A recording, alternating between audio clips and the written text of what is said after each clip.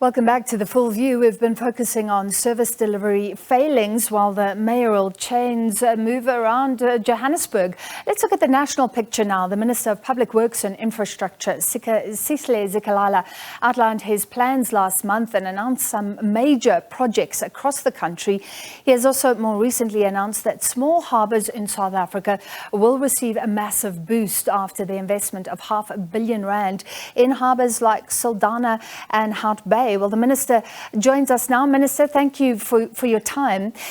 If you don't mind, as a show tonight, we're focusing on Johannesburg. And if we just begin there, we were discussing today as a team how the richest square mile in Africa, or at least it was, you drive down some of the roads like Rivonia roads, there are no lights on, even when there's no load shedding. There are potholes. That darkness obviously encouraging crime at night. If that is the richest square mile, we can only imagine what the national picture is like. Yes, we can use that, but it cannot be a scientific analysis because not all areas are so. I think if there is a deterioration in infrastructure, we must be specific, intervene in that area and solve that particular problem.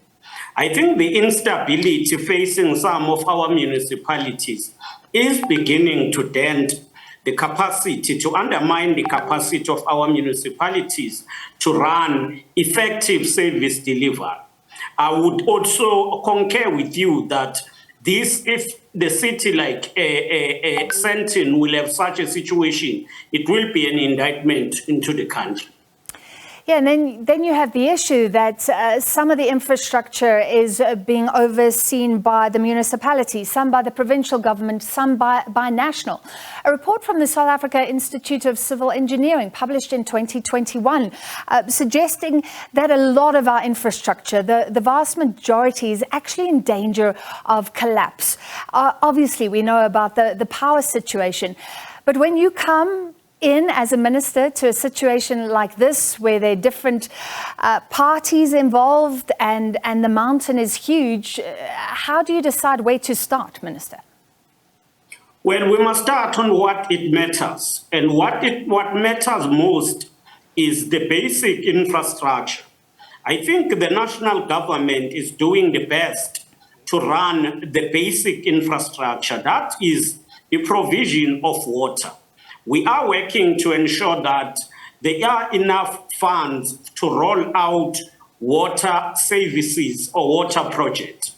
And Minister Senzo Mchunu is all over, hands-on, dealing with each and every bulk water scheme and ensuring that he pushes that resources are availed to provide for the construction of that. At our level, we are working in ensuring that the infrastructure that could unleash job opportunities is also given a priority.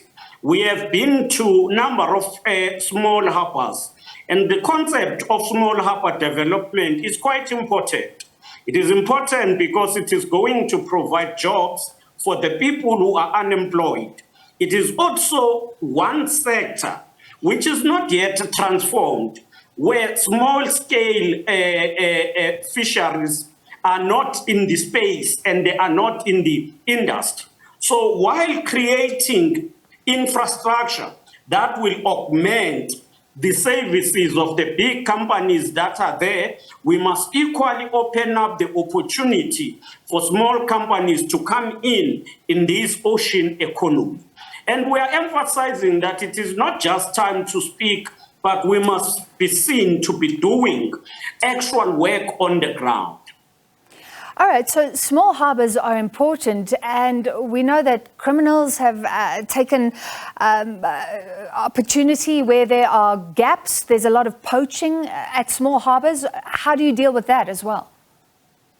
Well, criminals will need us to work with relevant authorities to tighten laws and to ensure that we support each other to provide security in all infrastructure projects that are in place. As you are saying, we have been in Saldanha Bay and the team proceeded to Hout Bay. I will be back to Hout Bay. And you are correct to say, while we construct, criminals are also undermining those efforts by stealing the very same material we are installing. But we are going to tighten security, working with relevant authorities on the ground. And I mean, the overall picture, you've spoken about the construction mafia as well, economic sabotage happening across many areas. So you've also announced some other projects, not just the harbours. But Minister, I'm interested, we don't hear that phrase often anymore, let's build back better. And I was looking at the fact that you announced 96 bridges. Are those going to be built correctly in light of what we saw in KwaZulu-Natal, even when you were Premier? And you admitted that there were low-lying bridges. They shouldn't have been built like that in the first place. Are there now measures in place to ensure that when things are built, when money is spent, it is spent well? Firstly, the low-lying bridges that you are talking about were inherited by the democratic state from the apartheid regime. And we have been working hard to improve road conditions and build proper bridges. I would want to start there and confirm that most of the bridges that SANRAL are building now are at a high quality level. But also the departments in provinces are following the same. About the bridges, well-seasoned bridges that are being constructed by us as the Department of Public Works and Infrastructure, in partnership with the Department of Defense, I can guarantee that these are bridges that are at a high quality level. And we will be going to some of those bridges soon because a number of them have been constructed in KwaZulu-Natal, and some are starting now in Eastern Cape. We are aiming to build 4 bridges per quarter in 6 provinces that are part of this program. All right, Minister, final quick question. So you're looking at bridges, you're looking at some other projects and focusing on small harbours. You've got to start somewhere, and you say you want to be seen on the ground. If government really gets this right and starts building what has crumbled and starts fixing what is dilapidated, how many years until we're in a better position where this institute of civil engineering is saying that things are looking better, where we're not in a situation where the majority of infrastructure in South Africa is crumbling? How many years, given the funds that we've got? Well, it will take us years. We will not want to say, because infrastructure is different and it's in different sectors. You will find that the infrastructure in schools, the school infrastructure, will take years. There are areas like your Northern Cape, your Eastern Cape, which are still in dire need of schools. There are areas that are a bit better than others. So it varies. It will take years. What we have been doing, which the government have been doing from '94, is to try to cover the backlog and ensure that those who didn't have nothing are provided with infrastructure. What maybe at the beginning we didn't do is to then build the capacity in terms of our electricity generation, in terms of water sources, all of those things. And now we are balancing that, building the capacity to generate, building the distribution. But what also matters is maintenance.